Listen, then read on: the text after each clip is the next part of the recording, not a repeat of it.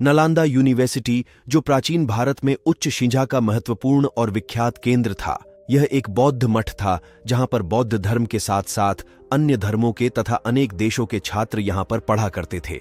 फिर इसके साथ ऐसा क्या हुआ कि यह शिक्षा का विशाल केंद्र आखिर खंडहर में कैसे बदल गया?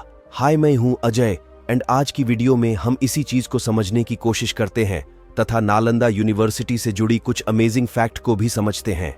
तो बात है 1190 की, जब भारत में तुर्की शासक मोहम्मद घौरी के शासन की शुरुआत हुई थी। तब घौरी ने बख्तियार खिलजी, जो कि तुर्की से आया था और उसका जनरल था, उसको आदेश देता है कि उत्तर पूर्व भारत में उसके राज्य को फैलाए। इसी आदेश का पालन करते हुए बख्तियार खिलजी उत्तर पूर्व भारत की तरफ अपनी विशाल सेना को लेकर निकल जाता है। 12वीं शताब्दी में जब बख्तियार खिलजी युद्ध करते हुए बिहार राज्य में पहुंचता है, तब उसकी तबीयत खराब हो जाती है।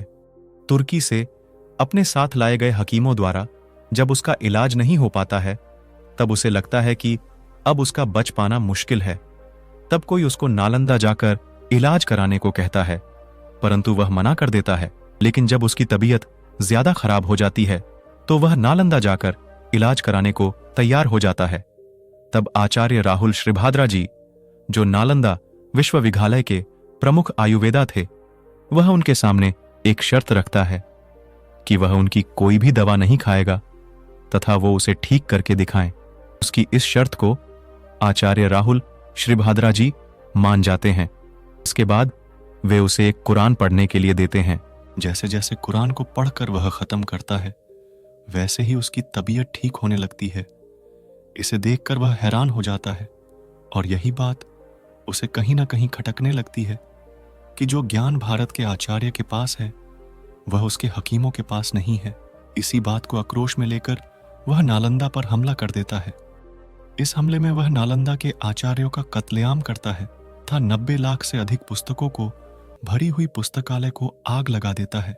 ये आग 3 महीनों तक लगातार जलती रहती है और इस प्रकार विशाल ज्ञान का भंडार नालंदा खंडहर में बदल जाता है। और अब हम नालंदा से जुड़ी कुछ अमेजिंग फैक्ट के बारे में बात करते हैं। नालंदा को तक्षशिला के बाद दुनिया का दूसरा सबसे प्राचीन विश्वविद्यालय माना जाता है। इस विश्वविद्यालय में 10,000 से ज्यादा विद्यार्थी शिक्षा ग्रहण करते थे और 2000 से ज्यादा अध्यापक उन्हें शिक्षा देते थे।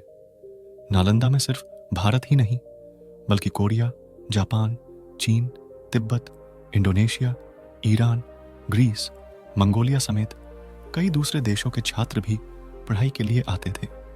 इस विश्वविद्यालय में कई महान विद्वानों ने पढ़ाई की थी, जिसमें मुख्य रूप से हर्षवर्धन, धर्मपाल, वसुबंधु, धर्मकीर्ति, आर्यवेद, नागार्जुन का नाम शामिल है। नालंदा यूनिवर्सिटी का इतिहास चीन के हेनसांग और इत्सिंग ने खोजा था। ये दोनों 7वीं शताब्दी में भारत आए थे। इन दोनों ने चीन लौटने के बाद नालंदा के बारे में विस्तार से लिखा और इसे विश्व का सबसे बड़ा विश्वविद्यालय बताया। नालंदा में छात्रों को literature, astrology, psychology, law, astronomy, science, warfare, इतिहास, maths, architecture, language science, economic, medicine समेत कई विषयों को पढ़ाया जाता था।